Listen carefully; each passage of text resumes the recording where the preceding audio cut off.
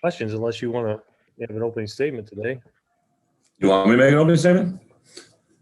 Well, where we're at going in, it's been a couple of weeks since we've. Yeah, absolutely. So last time we've had you guys as a group, obviously, was I guess the day that I arrived. So yeah, very excited to finally put the 10 coaches in the room together. I had my first full staff meeting on Sunday afternoon with the addition of George and Kevin Kane. So have my 10 coaches in there has been awesome. I'm kind of putting the finishing touches on some support staff outside of the football world. Thank you. But couldn't be more excited about those group of guys, and then really to get around our guys this week. So we came in last week on Sunday, started a 4-day protocol that we had to go through for our student athletes to get them cleared to get in the building. Because of NCAA rules, we couldn't start doing anything physically with them as far as testing or conditioning or movements, but we could go 3-day analysis. So they were with Jeremy and Tank, really just basically looking at every aspect of their body composition, stretching, flexibility, movement, all kinds of measurables that really give us a baseline of where they're at physically. I think as you talk to the kids, they were probably taken aback by that. They never really gone through something like that. It really gave us a physical assessment of where they are, positives, negatives, underdevelopment, overdevelopment, certain guys that have had injury issues in the past, looking at why that happened and what we can do to prevent it. So a lot of just educational things on their body. And then we hit the ground running on Monday. We basically are in 4 different groups a day. First one starts at 6, goes an hour and a half, 4 days a week, Monday, Tuesday, Thursday, Friday. We're bringing 2 groups on Saturday. They're off on Wednesday and Sunday by NCAA rules. And then an added bonus to getting in that 6 a.m. workout group, you also have to come in a half hour in advance of that to get your COVID test in and a hydration and fueling. So they get a little hydration station and a fueling station where we try to put something in their body to get them right for their workout. So that's kind of where they're at right now. We'll leave them in that ratio for about the first 4 weeks here. Then as coaches, we'll begin to integrate with them on the field in week 5. We'll go through an 8-week window here to get them ready for spring ball, and then we'll hit the ground running. That's really about where we're at. All right, Coach, we'll start with Bob Osmussen from News Gazette, and then Robert, and then Alec, right, and in that order. So go ahead, Bob. Hey, Coach, good to see you again. Good to see you, Bob. I got a 2-parter. I could limit it to one. First of all, what's the next thing for the staff? You got them all together. What's the most important thing you got to do now? And my second question is, what's for you family-wise? How, all the personal stuff is going on. How busy is that? How's that working for you too? I got the first part. I'll answer that and we'll come back. But the first part was really just what's the most important part with the staff right now is really us on the same page, right? So it was very important for me to hire a coordinator I had not worked with in the past. I wanted to bring in fresh blood to my mix. So I wanted to hire coordinators guys that were new to me. I'd known obviously Tony for a long time, knew what he's about. He'd been in several different systems as a play caller. Actually, the way Ryan and I got introduced was first competing against each other on the field in the SEC, and then gotten to know several people that knew him and just kept talking about his presence, his awareness, his demeanor. So he was a guy that I was kind of targeted in on to try and come in and talk. So once he agreed to come to campus here, it was really Ryan and I getting to know each other. I brought several people on campus. I only offered the defensive coordinator job to one guy, and that guy was Ryan Walters, and he took it. So it was important for me to get the guy that I wanted. And now really after I had Tony and Walt in place, then I started working on the rest of the staff, building it. Really, I concentrated one guy at a time on both sides of the ball, building off strengths and weaknesses that I thought currently existed, and was able to build it. And then the finale with the last 2 guys. But none of these guys, even though they may have worked together in the past at times, really it's bringing 5 guys together on both sides of the ball that never worked together. And then obviously Ben Miller will run our special teams as well, working with our specialists. So to get him in place, so really to get those 3 phases of the game together here for about the next 6 weeks is going to be building a playbook, understanding what our student athletes are. Really, playbook doesn't matter if our athletes don't match it. So we go down and observe our athletes in the strength and conditioning cycles that Tank and his crew is putting them through, getting an idea of what we have, getting our roster in the right position, and then we'll put the X's and O's together in that at a later time. And then the other part was personal life, family. You guys moving, all that stuff. Is that long down the road? Yeah, we're actually have a lot. We're building a house here in Champaign, so that'll take a little bit of time. So we'll move into a rental. I'm here. My daughters are back back home, but I get to see him in 10 days. My oldest daughter is got me in the heart the other day. I was hanging up the phone. I usually say, "Hey, Belle," and I'll say, "I love you," or something like that. And she's like, "Hey, Dad." I was running into a meeting. She said, "Hey, Dad." I'm like, "Belle." She's like, "Can you just come home?" And it was like, just like a straight dagger in the heart. But it's just one of the things we're dealing with right now. We'll all be together soon enough. So it's in progress, but we're learning FaceTime pretty good. Thanks, Coach. Yep. Okay, Robert Rosenthal, you're up. Alec on deck. Go ahead, Robert. Hey, Coach, in talking to all the assistants on these Zoom calls, you can't help but notice a lot of them have very head coach qualities. Kevin Kane, George McDonald, even other assistants like Bart Miller, like Aaron Henry, they all have this very commanding presence. Is that something you're looking for when you're evaluating a staff? I appreciate the question, Robert. I don't know if I sit there and say, is this guy going to be a head coach? But I think the kind of coach I want, they're going to contain those qualities. I want great communicators, great teachers. I like personalities. I like people that are different than me. I like to surround myself with people that don't necessarily think like me all the time, but they know how I think. To hire two former players in Aaron and JMO, I've never been able to do that as a head coach, but they're walking proof of what I want. And I think it's going to be great for our players to see that. If there's one thing I began to understand about our players in general was I think they need some people that can guide them through a lot bigger things than just what the X's and O's are going to be. So that's part of it. But I think you always hire guys that want to become better. And I think we'll have a lot of early development with our guys just because they see guys that kind of capture their personality or their minds, and then they'll make them follow them and lead them down a path and make them a better player in the end. And we've given the associate head coach and assistant head coach. Can you talk a little bit about what those roles are, in addition to their position? Yeah, absolutely. So George and I have a very long history together. I give him heat a little bit all the time because I hired him in Arkansas and he left me standing at the altar pretty much. But he moved on to an opportunity to be a play caller and at Syracuse, and I totally understood when it happened, why it happened, and quickly got over it. He and I have been associates for a long time, and I'm finally glad to get him here working. The reason I gave him assistant head coach is I wanted to get him here and have an effect on what he is a great embodiment of what we're looking for here. I know the winning record, maybe while he was here, wasn't exactly one that he was proud of. I know you guys brought that up to him the other day, but he's very proud of this university and what it means and what it made him today. So to bring him as an assistant head coach, he'll specifically work with me on a lot of player development. So he'll work with the offense and the wide receivers, but I'm going to really lean on him. One of the things that's always followed him in his career is the players' lives that he touched, both even if you have a player, talk about a coach that is at a school that he didn't go to, you know that coach has reached him. You know that coach has touched him.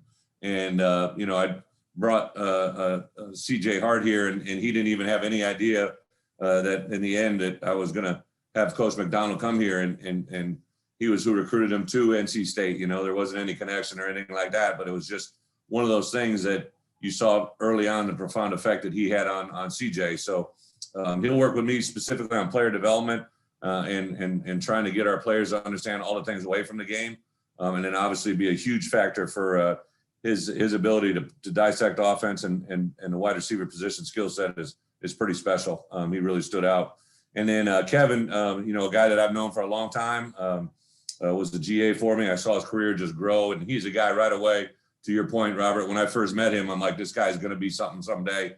It's going to be fun to watch him grow. So he was a guy that I initially had on my defensive coordinator list, a guy I always thought about considering. But, obviously when I went in the direction with Ryan, I didn't think it was going to be in that ballpark or have an option to do that. And then Mark Torsani and him had kind of exchanged some messages, and he said, I think Kevin might be able to come, if you are interested. And of course, I'm like, absolutely, I'm interested. So I reached out, talked about the ability to come as an associate head coach. He's never been a full-time coach under me. He'd went and worked for Dave Dorn, a couple other places. So I really want Kevin to be involved in game day management. And then both those two guys will really be heavily involved with the recruiting and the personnel side of their respective sides of the ball, offense and defense. I'll keep Ryan and Tony so busy with what they're doing schematically those two guys will be the people that Pat Hamilton and I will sit down and talk about how our roster pieces together, and how it works in the fall, in the spring, and then of course during recruiting. Thanks. Yep. Okay, Alec Buss, you're up, and then Jeremy on deck. Go ahead, Alec. Thanks, Ken. Coach, now that your whole staff is put into place, does your recruiting effort maybe become easier to communicate, or is it easier to get that message to potential future players? Alec, I've been really from the day I was hired. I was a one-man band that first day, right? I was kind of doing this all on my own. I met with the staff. I didn't know that I was going to hire Corey at that time. I really liked him, but I wasn't going to hire a running backs coach until I hired a coordinator. So my day from first day, from jump till where we are now, has been 4 phases: recruiting our current roster, recruiting a future roster, recruiting a group of coaches, and then also just relations within the university, right? So I did a lot of alumni events. I did a lot of Zoom calls to former, alumni, former student athletes, former football players. It was really my day. Every day was those 4 aspects. So I appreciate the question. As my numbers have decreased, but I still got a lot of staff I got to hire in personnel, recruiting, and whatnot. But my mornings are pretty much committed to staffing and developing football X's and O's. My afternoon, this little room I'm in, this is my Zoom room. I knew we were going to be doing a lot of Zoom, so one of the first things I did is met with the administration here, and we turned this little office space. I get to look into the indoor. I watch women's soccer, baseball. Everybody's down there going crazy, and I get to sit up here in this little Zoom room, and I Zoom parents, I Zoom coaches, I Zoom prospects, 21s, 22s, 23s, you name it. We've been doing it. And then a quick follow-up. What has your kind of interaction been like with the former football players that you've talked to that are now alumni of the university? It's been good. Because of my profession, I've been in the NFL the last 3 years. I've become and built relationships with some of the former alumni here that played, but also a lot of my former players who are friends with former Illinois alum, right? So the first text I read was from Tony Passos, who had talked to Joe Thomas and Colt McCoy. Colt and I were together in New York, and of course he was with Joe, I guess, in Cleveland, and have had a spirited conversation with him, and you could tell he was pretty wound up, and it was fun. Like, I got on a Zoom call, and then really to have Josh as the centerpiece of this whole thing. Here's a former, letter winner, a former football player, wore the black eye. He understands what it's all about. To have him on a Zoom call with former athletes or former football players, it's just, and they go at him a little bit. That's kind of fun to watch the jousting that goes on in that light a little bit, So it's just a very unique atmosphere, but it's been a lot of fun. Of course, I realize I'm undefeated too, so I'm popular right now as it is. So I get it. Thanks, Coach. Yep. Okay, Jeremy Warner, you're up. Mark Pearson on deck. Go ahead, Jeremy. Hey, Brett, hope you're well. Just wondering, you've done this before in the past where you inherit a roster, you inherit a team, but you also want to bring what you want to do into it. How do you balance, adapting what you do to the players, but also them adapting to you and what you want to run? Great question, Jeremy. I would say that's probably my biggest unknown, right? Because the first time I met him, I'm sitting in a room and I'm at the front of the room with a mask on. I'm looking at a room of guys that I don't know with masks on. And it's just a very unusual, way to introduce one another. And so I had that initial meeting with him. I was just being me. I was being real. Then had some individual meetings after that, got a little bit of feedback. You guys heard that. But now we've had several Zoom meetings with the players where my personality comes out a little more. We've been doing some football one-on-one. So I think they've really enjoyed the football side. Not really anything X's and O's, but we looked at first down success. We looked at second down success. We talked about, the way turnovers affect a game. We looked at the national championship game, first series for Ohio State, second series for Ohio State, and how they differed. Talked about how you play the game in certain ways. So there's some fun there with football, but also every one of my coaches was introduced to them. All my coaches are family, their dads, their husbands, their fathers. So I had them introduce themselves, but they also introduced their families to the team. So I want those guys to understand, if we're going to talk about an Illini family, they better understand these guys have families as well. The very unique thing to this, and I told Josh this early in the recruiting process, or when he started talking to me, was everybody thinks this COVID thing's a bad deal, like for the way it's restrictive. But in reality, there's never been a better time to be a Division I football transition, because you could recruit an entire class of seniors, which I tried to actively every day. Some stayed, some moved on. and was able to keep a lot of guys that I think normally would have went out the door. So that was a huge asset for the guys that can retain. So it was really like a whole bonus class. And then, because of this grad transfer rule, it's something that's very intriguing. We've already added a couple guys to our roster now that I think, I know they needed to be good players, but they need to be good people. I want to bring in people that represent what I know we need here. And, that's why we specifically targeted not just players, but maybe players from certain types of programs that have a winning tradition. Some of them very, very winning traditions that like to bring that into your locker room is a very unique thing. You can bring it in as a coach, but if you can bring it in as a player, that's saying something.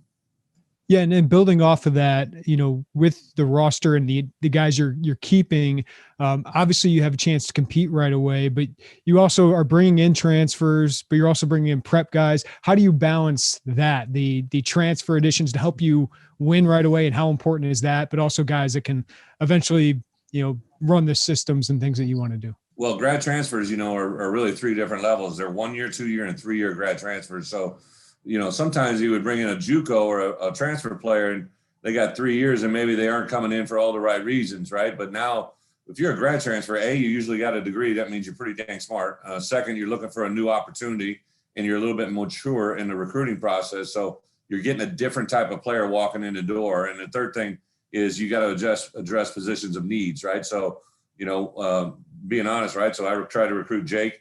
And inside backer, I knew it was a depth issue. So those are things that I want to address right away. We'll kind of get more specific, but also something was very unique here. I was hired basically 3 or 4 days after a national signing date where they signed a group of guys that I had no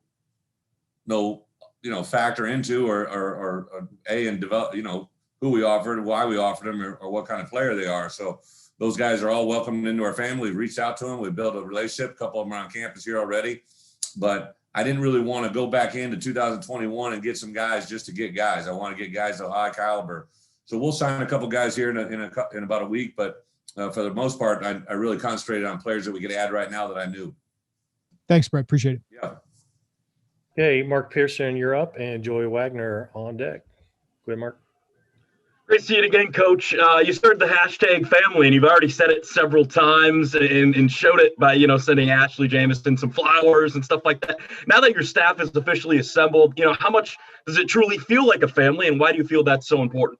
That's a great question. So I think because I had said it a lot, that was actually Travis, one of our graphics guys, had come up with that graphic, which I thought was absolutely awesome. So I stole it. But we talk about it a lot. And, it's funny, like Ashley. So when going back to my first time ever as a head coach, I was a mid-30s, 35, I guess. And as I hired my staff, I sent flowers to new coaches whenever I hire them. I send, because a lot of times the wives don't get to be a part of it, right? So I sent flowers to every coach that I've hired in my entire coaching career. And a lot of them would say it was the first time anybody had ever done that. So it's kind of interesting. This is my second hire of Andy Boo. And because of certain situations in the past, I've waited till the final staff is done in case I lost anybody along the way. So I wanted to make sure we were complete before I sent them. And I was talking to Andy the night before, and he goes, Kelly asked me where her flowers were the other day. I said, hold on, they're coming.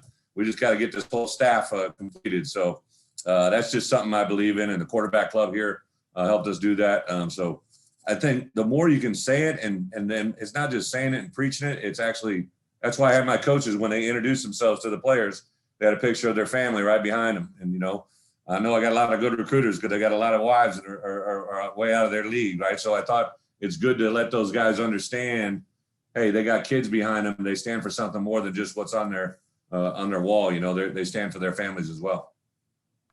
And then one quick follow-up with all the coaches. Obviously, the Smith Center was used to recruit players, but how much did you use it to recruit coaches as well? It is, and I tell you, it's big now. It's in Zoom, so we'll do a Zoom attack where we'll have our whole staff basically stand in a conga line, and they'll just get on Zoom, and we'll introduce, whether it's an offensive player or defensive player, all my coaches will introduce themselves, and then we'll go on a virtual tour through the building. So even though we're in COVID, they can't visit, they're still visiting our facility, and it's pretty awesome. But I would tell you the coaches' reactions when they come in this building for the first time, George McDonald, I think, still is flawed, just floored by the this building compared to the one he grew up in several years back. And I was trying to maintain a 3-year-old and a 1.5-year-old when I walked in. So I kind of took a moment to take a step back as well, but it's been a very impressive building, and I love showing it off. Awesome. Thanks, Coach. Yep. Okay, Joey Wagner, you're up. Nico on deck. Go ahead, Joey. Hey, Bret, you talked about hiring coordinators that you hadn't previously worked with. Why was that important, and has that philosophy changed over time for you? Yeah, so if you really check my history, so when I took over at Wisconsin, I retained the coordinator there, Paul Christ, who obviously is a pretty good coach. He's still there. And I kept with me for 6 years, I believe. My first defensive coordinator was Mike Hankwitz, who's a pretty good coordinator. My second coordinator was Dave Dorn, who I promoted from within. My third defensive coordinator was Chris Ash, who I promoted from within. And then my fourth defensive coordinator was Rob Smith, who had been a GA for me back in my earlier days at Iowa. And then Paul Rhodes was promoted from within. So I like to bring guys from within once I get it going.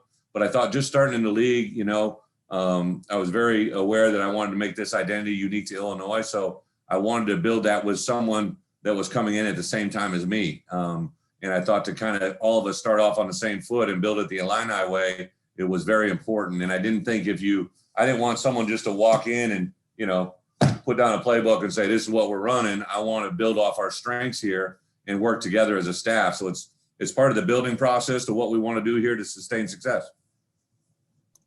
And then what was the most important thing that you were looking for as you put this together, and the timing of which that you hired? I mean, was the timing purposeful in the way that you went order to order here? It was purposeful. Kent could attest to this. So I knew what my plan was to kind of hire a couple guys, and I was going to work on the next position, which was my, offensive line coach I wanted to get next, which ended up being Bart Miller. But Bart and Tony were really about the same day, weren't they, Kent, as far as when they got cleared, to get announced. And we were going to announce them. And I told Kent, hey, media guru, why don't we wait these and announce them on 2 separate days so that they both get a little bit of media attention and splash, So that was a little bit diligent. There might have been 2 guys that would have been on the same day, but I kind of tried to give every guy a day so the media could meet him and the fan base during a slow time period. But it was also purposeful because, I might make a receiver decision or a tight end decision off of what I hired at running backs. And to be quite honest, Corey Patterson was a guy, I never knew who Corey Patterson was. I saw his face in a computer screen when I looked up the current staff and I read about him. And when I went in and met that staff, I was just engaged right away with his personality. I brought him in for an interview with just me the next day. I said, hey, just hang tight. I'm going to hire a coordinator. Once the coordinator's in here and I hire an O-line coach, then we'll interview you as a potential assistant coach. And he came in and knocked it out of the park, and we asked him to stay. And that, to me, is how you build a staff. You learn everything about where you're at and you build on it from there. And then to get Kevin and Gio at the end was just icing on the cake. Thanks, Bret. Yeah. Okay, we'll go with Matt Stevens and then Nico. Go ahead, Matt. Bret, I've read a lot of off-season pieces about the name, image, and likeness world that we're about to enter in college football and college athletics. I've heard a lot of coaches aren't really excited about this and find it to be a little bit more of a hassle than they want it to be. Do you find that to kind of almost be a cop-out and guys that are kind of rejecting where we are in 2021? Or do you find it to be a legit concern moving forward as a college football head coach?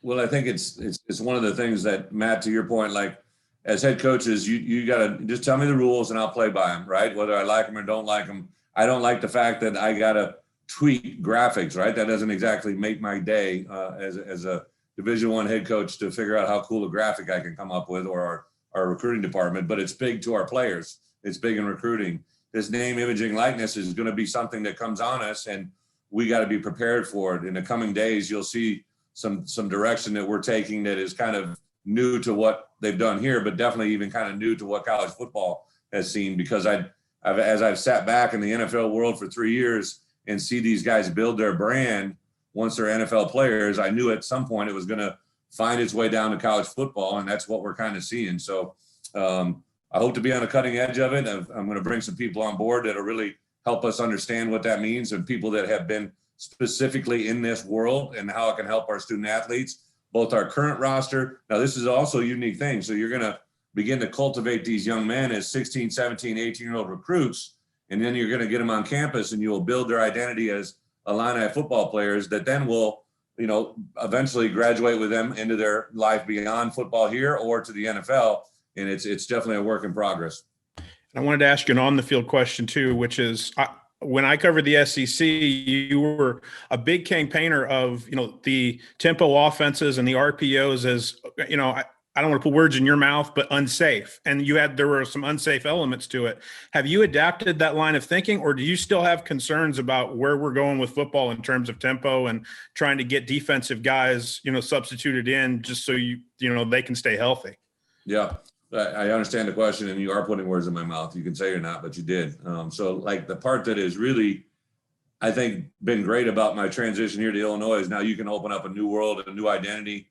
At Wisconsin, obviously we ran a style of play that I felt fit us at that time in what we did, and then converted it to a different level down in Arkansas. But there was obviously a transitional time there, in our way of playing. And then we are an offense here that we will use tempo. We will use the clock. The NCAA has decided to stay in the world they've stayed in that allows, in my opinion, some advantage for tempo, offensive substitution to defensive play. So I think the fact that, you have to move and transition to what you think can be successful. And the college football world changes on a yearly basis. And all we're going to do is try to transition with it to give us the best advantage for us.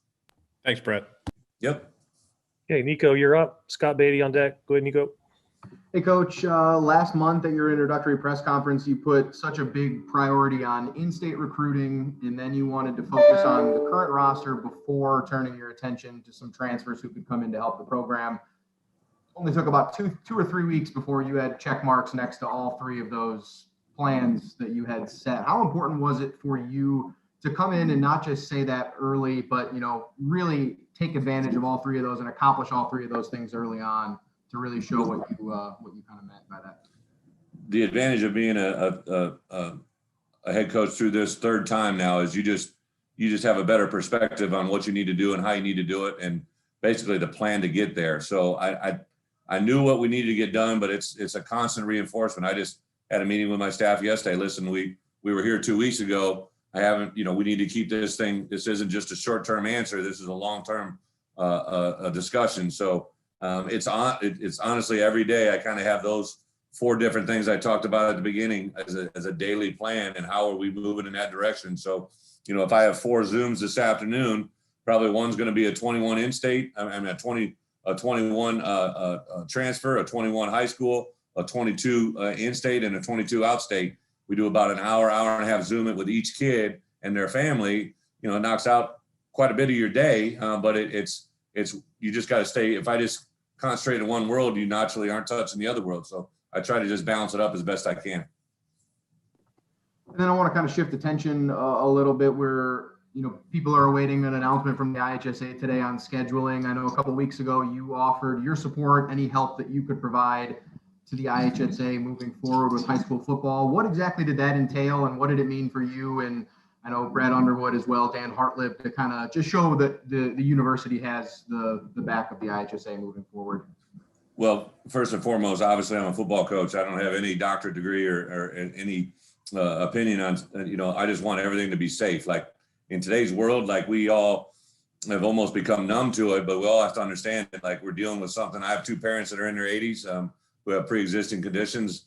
When I heard 50 and overweight as a category, I'm like, hey, that's me. Like, so I'm into that wheelhouse as well. Like you just got to be aware that this is a thing that's in our society today that isn't going away. So the people that are in charge that are making that decision, I knew that they're in the number one priority is to make sure that happens. On the same account, every high school kid and coach that I talked to, you could just see it was weighing on their heart.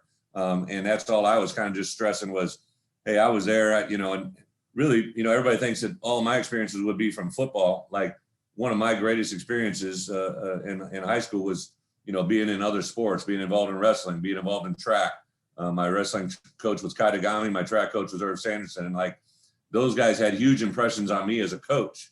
And I know that's going out there in our youth of the state here today and brings about so many great memories. That's all I was kind of expressing is I hope these guys are able to share those same things. So it sounds like it's moving in the right direction, but the people in charge will make that decision when it needs to happen. Thanks so much. Yep. Okay, Scott Beatty and then Greg Palermo after on deck. Go ahead, Scott.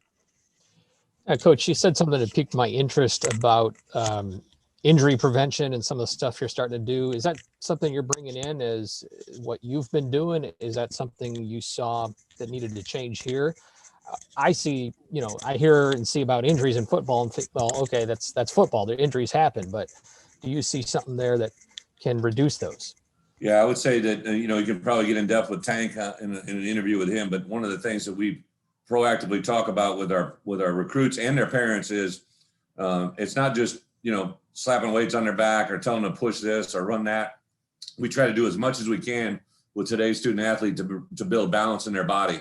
So some of these measurements, you'll see kids that maybe had a shoulder injury at some point earlier in their career, and they've always just overemphasized with the other shoulder. So now their body's basically out of alignment and can't train or fully maximize their potential. Soft tissue is, and especially the lower body. So like when we did testing the other day, we did not do 40s. We will not do a 40 as long as you play football for me at the University of Illinois, because most 40s are popped when they do something with their lower body. It's after 20 yards when they get in full stride, full speed. So we just did 10 and 20 yards. We consciously did that because I didn't want to lose a guy 6 weeks of our winter conditioning because he pulled his hamstring the first 3 days out. And we're not really touching them as coaches till week 5 because I just don't think these guys were quite where they need to be physically for us to kind of jump in, because we're all amped up. We're going to want to take it to another level. And I wanted Tank and his crew to really have a full understanding of where they're at physically before we jump in and start doing some things with them. If you want to do a great story, Tank assembled a group of 5 coaches down to him and 4 other coaches who come from various expertise, Vanderbilt, Army, another guy was in private sector. These guys all have very specific areas that are really, really good for our student athletes that they hone in on. I've had some good strength coaches and some staffs in the past, but these guys are at a whole nother level, including nutrition. So it's kind of fun to see these guys interact, and they've really made a huge impact on our players. And then just as we've been here, I guess it came out that Pat Fitzgerald up at Northwestern has got a huge extension. He's going to be there for a while. Any thoughts on, does it feel like that's a school you have to change the tide against more than another school? And I know you've faced him plenty. Yeah, no, I think the Big Ten West is obviously a great division. A lot of respect for all the coaches in this thing. Obviously, it's so unique, right? I mean, I worked for Kirk Ferentz for 3 years. What more tie can you have? The guy that, gave me a job, like somebody that has been a traditional powerhouse in this conference for a long time. You look at the last 5 years, the Big Ten West has been represented by Wisconsin 3 times, Northwestern twice. There's a reason I gravitated to Fitz when we were both young coaches, that we would meet on the road and talk. I visited with him about staffing at different times in my life. Fitz and I are very close. When I got the job, I got a great text from him. And then, Paul, when I called Paul, who's obviously been a huge part of success I had at Wisconsin, and I talked to him this morning, actually. Like, he's a guy that, it's a different flow. I mean, obviously I want to beat everybody in the West. I think the outside world looks at coaches that have been around each other a bit as like a big deal, but it's really about the players on the field. If the coach tries to make it more than that, they're probably in the wrong business. Like, it's always going to be about the players on the field. I think about when I left this conference, one of the first calls I got was from Fitz. I talked to Kirk and different coaches when I left, and they were like, I'm glad you're gone, So I knew there was going to be a reaction when I came back in. But I'm excited. This is the greatest conference. I felt that way for a long time. Had a chance to talk to the committee the other night, and just how excited I am to be back in this conference and hopefully represent everything the right way. Thanks. Okay, Greg Palermo up and Marley on deck. Go ahead, Greg.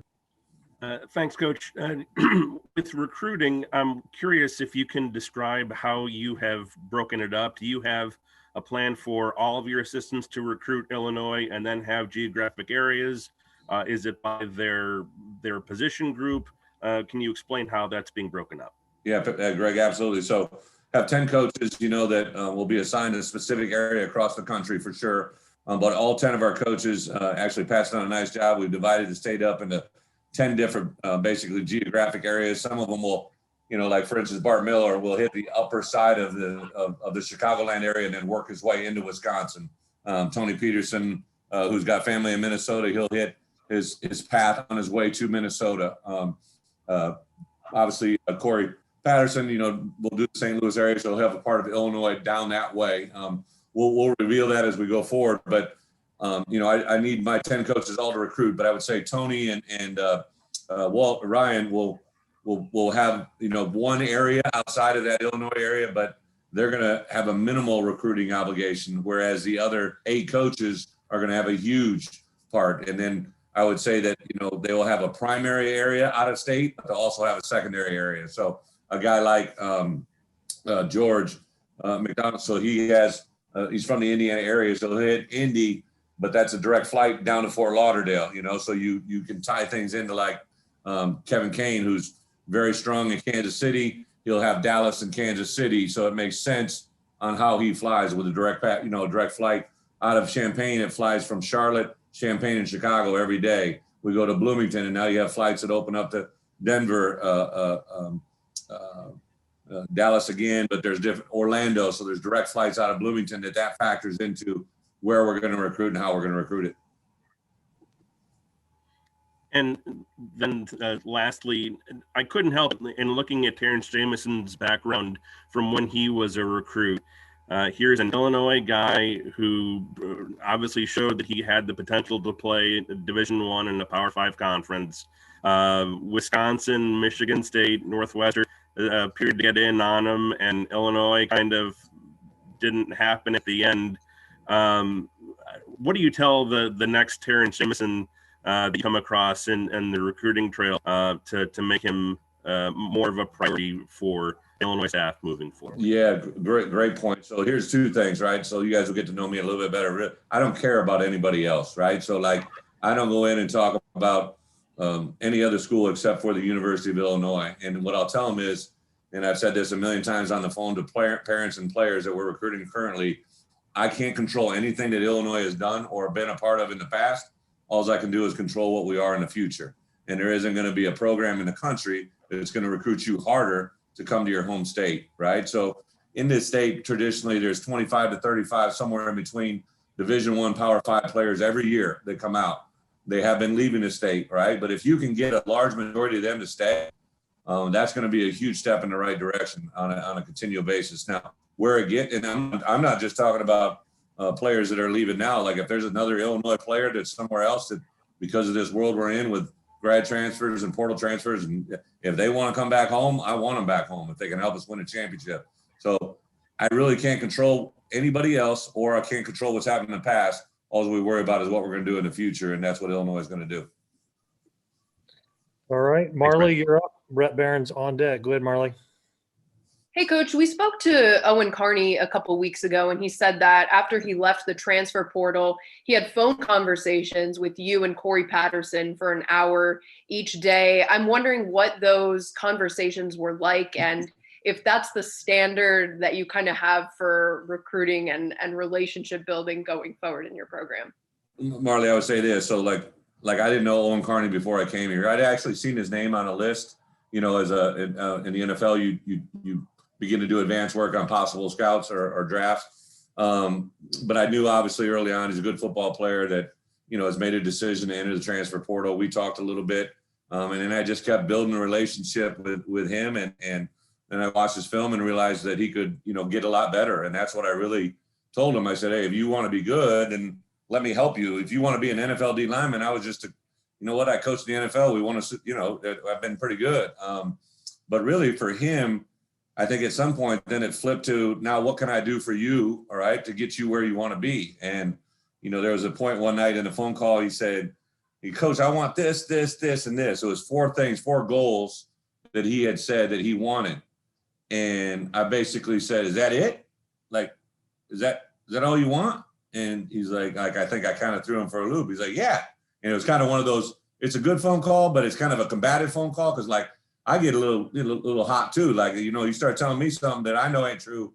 Like I'll start getting a little bit feisty as well. So his uncle actually told me the next day, you better be a little more good cop than bad cop today. All right. So like I was kind of stressing to him, like, if you start worrying about things you can't control, you're never going to get what you want. if you can just be the best Owen Carney that's ever walked the earth, if you can be the best Owen Carney this spring in spring practice, if you can be the best Owen Carney next fall, game 2, then you're going to be able to check the box in a lot of areas you've never checked before. And that's what I try to stress to all these guys. If you start worrying about things that, you want to be this fast or that fast, or you want to be this level, you want to be all Big Ten, well, why don't you just be the best player you can ever be, and you will check the box along the way. And that's kind of where we came to. And then really just got to a point where I think he knew where I was coming from. And, these guys were, when I made transition on staff, these guys like their coaches, you know what I mean? Like, I know Lovey's a good man. He had an effect on a lot of these guys' hearts. So I was always trying to be respectful of, I know he's a good man. I know he's taught you a lot of good things. But with this transition, I hope to take you to a higher level, and that's just being real with him. So I think some of these guys had to go through the pain of, hey, it hasn't been very fun here the last couple of years, and I just lost coaches that I love, and how can I help you through it? So I think that was part of the process as well. Thank you. Thank you. Brett Barons, you're up. Jim Cotter on deck. Or go ahead, Brett, and then we'll go Anthony. Go ahead. Brett, have you completed all of your player evals from the team that was here last year? Brett, it's I've probably watched everybody on film at some point, but I'm not filling out an actual, I just watch them. I try to get familiar with them. And then you're like Tony Adams, he was thinking about making some transition as well. So watched a lot of film with him about him, so I could talk to him about what we could do better to make him a better player. And then really, I didn't want to get one of the things that you guys, I don't like, I want to get to know you and how you perform your job, right? Like, I don't guess just because you're a reporter, I'm not going to like you. Like, there's a chance I might like you, but I got to know who you are and what you are. And same thing with our players. I don't want to, just because somebody else told me, oh, he wasn't coachable or he wouldn't do this. I want to see it with my eyes. Like, I watched a young man yesterday work out. We had a freshman come in, a mid-year transfer, and he was really struggling with his drill. And one of our upperclassmen safeties popped to the front of the line and showed him how to do the drill. Like, no coach jumped in there, all right? No, and he just did it. And to me, that was probably the best part of my day, because I knew that someone cared and recognizes guys struggling, and he knew how to do the drill better. And he took the initiative to do that. Like, it tells me we got a team that has a lot of players that think right, act right, and do right. And we just all get on the same page. To follow up with that, do you feel good about the roster you have now? And what was your takeaways from what you've seen on tape in the group that you're inheriting? Yeah, I would say because we've been able to retain some of those seniors, those bonus seniors, because some guys that possibly could have left decided to stay. I don't know where my roster at. I just know that, we're getting tight on scholarships here towards the end, about the way that these are going to play out, because we have initials and we have, some guys that we could sign forward. I'm trying to get the best players so that we can have the best team we possibly can this year. I'm not going to skip a step to get to where we want to be, but I'm trying to be good now. Like, I don't want to wait 3 years from now. And I think because of the way the rules are right now, you can kind of try to do that. But I also know that we've got a lot of work to do. They've never done one practice where I've been at the helm, deciding how practice is run. We're going to do things a little bit different. The physicality that we'll practice with, the detail that we'll practice with will probably be something they haven't seen before. But I don't know that because I didn't look at any practice film from last year. I just can kind of see the way they're reacting to what we're doing, that these are things they've never been pushed or put in this position to do. And so there'll be a transitional phase here that we got to work through. Thanks. Yep. We have time for just another question or two. Anthony Pascal, and then maybe John. We'll go ahead, Anthony. Hey, Coach. Sorry if you've been asked this already. I came straight from class, but was there any common denominator for you during this coaching search, or maybe any box that each candidate crossed? Any common denominator? Anthony, I appreciate the question. I'll just answer it this way. I think this is where you're going with it. Like, the one thing I think you can do in this world is be consistent, right? So like, when I'm hiring my assistant coaches, I take the same approach when I'm trying to select a player to come in and be a part of it. Or if I'm hiring a video guy, or if I'm hiring a recruiting personnel guy, or an on-campus recruiter, I want consistency in what we're doing, right? So I look for people that are good people, that appreciate family, that love to win, right? And if you can have those characteristics, you got a chance to be successful. One of our players brought this up, and there's just three things I talk about all the time in life, right? If you can wake up every day and do what's right, be respectful for others, and be the best you. If you do those three things every day, you can have a lot of success. And I stress that. That was the first thing I told all of our coaches. It's the first thing I told over 95 players. Like, if you can just wake up every day and do what's right, be respectful of others, and be the best you every day, you got a chance. And that's a simplistic way to look at it, maybe, but I think it's working. It works, and it puts you in a position to have success. Thanks, Coach. Yep. Okay, this will Glad be you the went to class, man. This will be final question. John Sapini, go ahead, John. Hey, Coach, can you just describe the challenges of this new Zoom recruiting, trying to get your message across to a player or a coach or whatever you're recruiting, and your personality, I guess, at the same time through a screen? John, great question. Obviously, we're doing it right now, right? I mean, you can get a little bit of who I am, but I would say that obviously there's a little bit lost in the Zoom effect there. But the thing that people don't realize, and I'm not trying to, tip off our opponents at all, but like, the great thing right now is, you might have a kid, maybe he's from a 2-parent home, right? And they're not in the same home, but you can have a kid that's at home doing remote learning, a mom that maybe she's at work or in an environment she's not in the house, and a dad that lives in another city, and an uncle that lives in another state, and a cousin that's playing football in another part of the country, or a brother that he loves and respects that's playing at a school that's 1,000 miles away. All of a sudden, all of us can be on that Zoom call. There's no limits to Zoom, right? I mean, like, you can have as many people on there as you want. And now we just walk through and talk through, and then we'll start on the front end with people that introduce, right? We'll get Tank. He'll go in the weight room. He'll be showing his body composition and his testing that he put those guys through. And then we'll walk into the training room, and Jeremy will show him that training room that's second to none. We'll walk through the lobby and see him a lobby that'll make him wow. And then a couple of my young bucks might take him on a player tour through the locker room, and get to see a bowling alley, a pool table, a shuffleboard table, and a bunch of really cool stuff that they're going to walk through on a daily basis. And you can just see the way people react. It has an effect, so maybe it's not ideal, but kind of to the point of earlier, we don't make the rules. We just follow them. And that's the world we're living in right now. And until that world comes that we can go start seeing them, or they can come start seeing us, it's the best option we got. Thanks, Coach. Thank you. All right, Coach. Thank you. We'll do this again sometime in the next several weeks and catch up again. So appreciate your time today. Thanks, everybody. Appreciate it. Thanks, Coach. Thank you. Thanks, Coach. Thanks, Brett.